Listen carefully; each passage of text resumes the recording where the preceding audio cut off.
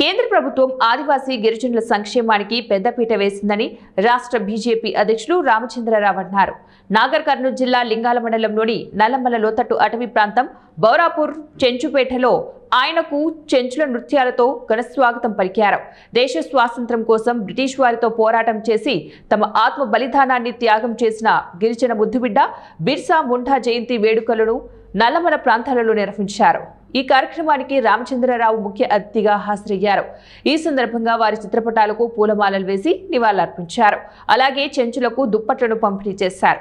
కేంద్ర ప్రభుత్వంలోని నరేంద్ర మోదీ గిరిజనులకు పెద్దపీట వేశారని, ఈ దేశ అత్యున్నత పదవి రాష్ట్రపతిని గిరిజన మహిళలను చేసిన ఘన చరిత్ర బీజేపీ ప్రభుత్వానికే దక్కుతుందన్నారు.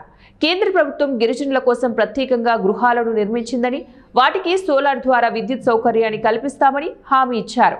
ఆయన వెంట మాజీ మంత్రి పోతుగంటి రాములు, మాజీ ఎమ్మెల్యే గువ్వల బాలరాజు, గిరిజన మోర్చా నాయకులు ఉన్నారు.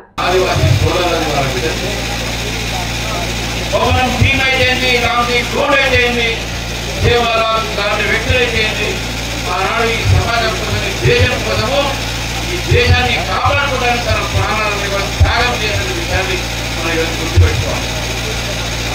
ఈరోజు అదేవిధంగా జార్ఖండ్ లో ఉన్నటువంటి ఒక వ్యక్తి, ఆదివాసీ సోదరుడు, ఆదివాసీ ఒక వ్యక్తి భారతదేశాన్ని మనం ఈ సంఖ్యలో నుంచి మనం విడుదల చేయించాలి, స్వాతంత్రం తీసుకురావాలనే స్వాతంత్ర యుద్ధంలో మొట్టమొదటిసారిగా దిగింది భగవాన్ బిర్సా ముండా. అతను 25 సంవత్సరాలకే చనిపోయాడు. కానీ 25 సంవత్సరాలనే అక్కడ ఉన్న ప్రజలకు భగవాన్ అతని ధైర్యము, అతని శౌర్యము, అతని పోరాటం తీరు చూసి ఈరోజు భారత ప్రభుత్వము ఆదివాసీలని వాళ్ళ ఈ దేశం యొక్క స్వాతంత్రము, వాళ్ళు చేసిన యోగదానాన్ని, ఈ దేశం యొక్క సంస్కృతి కాపాడే ఒక నేపథ్యంలో ఈ యొక్క 150 సంవత్సరం పూర్తి చేసినటువంటి యొక్క భగవాన్ బిర్సా ముండా సంబంధించినటువంటి యొక్క జయంతిని 150 జయంతి ఘనంగా దేశవ్యాప్తంగా జరుగుతారు. ఇవన్నీ కూడా మన దేశంలో ఉన్నటువంటి ఒక సంస్కృతిని కాపాడేది ఎవరు? ఇంతమంది మల్లిగా చెప్పాడు. మన సంపదనే మన సంస్కృతి, మన సంపదనే మన అడవులు, మన సంపదనే మన ఒక ఈ వనరులు, ప్రకృతి ఉన్న వనరులు, దీన్ని కాపాడేది మన ఆదివాసీ సోదరులు. కాబట్టి ఈరోజు చాలా మంది అంటారు ఆదివాసులు వెనకబడున్నారు, వాళ్ళకి ఏమి మనము చేస్తాం అది చేస్తామని. కానీ కాదు. ఇంతమంది చెప్పినట్టు రాష్ట్రపతి ఎవరు? ఆదివాసీ. ఇంతమంది ముందు మాట్లాడిన మల్లికార్జున్, ఆయన పార్లమెంట్ మాటలో ఒక MA PhD స్టూడెంట్ కూడా మాట్లాడేటప్పుడు మంచిగా మాట్లాడారు. అతనుకున్నటువంటి ఒక కమిట్మెంట్, మా జాతిని మీరు సేవ చేయాలి, BA చేసి కూడా ప్రభుత్వ ఉద్యోగస్తులు కూడా వదిలిపెట్టి ఈరోజు మా చెంచు సోదరులకు పనిచేస్తానని, సేవ చేస్తానని చెప్పి మల్లికార్జున పనిచేస్తాను. అటువంటి భావంతో ఈరోజు నరేంద్ర మోదీ గారు పనిచేస్తాను. నా దేశంలో ఉన్నటువంటి ఒక అడవి ప్రాంతాల్లో ఉన్నటువంటి ఒక నా సోదరులు వారిని గుర్తించడానికి ఈరోజు భగవాన్ బిర్సా ముండా అనేటువంటి 150 జయంతి జరుపుకుంటున్నాం.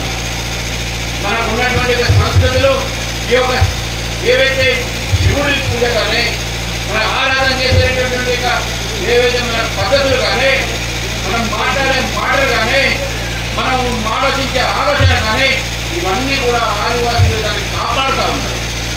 ఈరోజు స్వదేశీ రేపు మనందరం పోవాలనే ఆలోచన మనకు ఉన్నది. కాబట్టి ఈ స్వదేశీయత మన ఆదివాసీ సోదరులు కూడా ఉన్నాయి.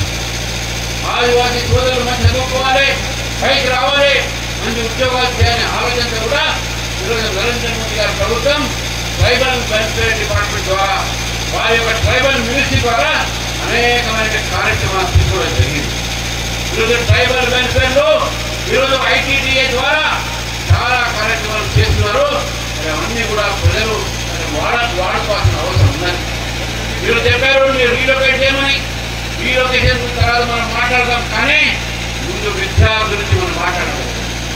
కేంద్ర విద్యాలయం చెప్పారు, ఏకలవ్య విద్యాలయం చెప్పారు, సైనిక్ స్కూల్ చెప్పారు, అనేకమైన స్కూల్లో ఈరోజు ఆదివాసీ పిల్లలకు డెఫినెట్గా దాంట్లో మంచి స్థానం కలిగించేటువంటి ప్రయత్నము మీ తరఫున ప్రయత్నం చేస్తే ఆశ్చర్యం.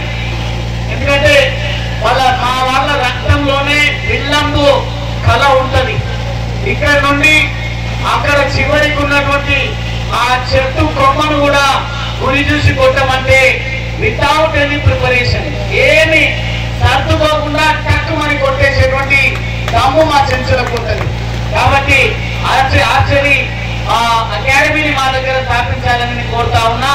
అదేవిధంగా మనం ఇప్పటికే దాదాపుగా ఎన్ని ఇళ్ళు కట్టినా మనం మీకు 176 ఇళ్లను భారత ప్రభుత్వం ఈకో ఫ్రెండ్లీ ఇళ్లను నిర్మాణం చేయడం జరిగింది. ఇంకా ఏమాత్రం అవసరం ఉన్నా మొత్తం సంఖ్యను మీ దృష్టికి తీసుకొస్తాం. మా వాళ్ళందరికీ ఇల్లు కట్టించేటువంటి బాధ్యత మీదే అని ఈ సందర్భంగా నేను విజ్ఞప్తి చేస్తా ఉన్నా. అదేవిధంగా ఇక్కడ ఉన్నటువంటి పరిసరాలను దృష్టిలో పెట్టుకొని ఇక్కడ ఉన్నటువంటి ప్రజల జీవన విధానం మెరుగవ్వాలంటే ఒక మంచి స్కిల్ డెవలప్మెంట్ సెంటర్ తో పాటు వైద్యశాలను కూడా ఏర్పాటు చేయాలని ఈ సందర్భంగా నేను విజ్ఞప్తి చేస్తా ఉన్నా.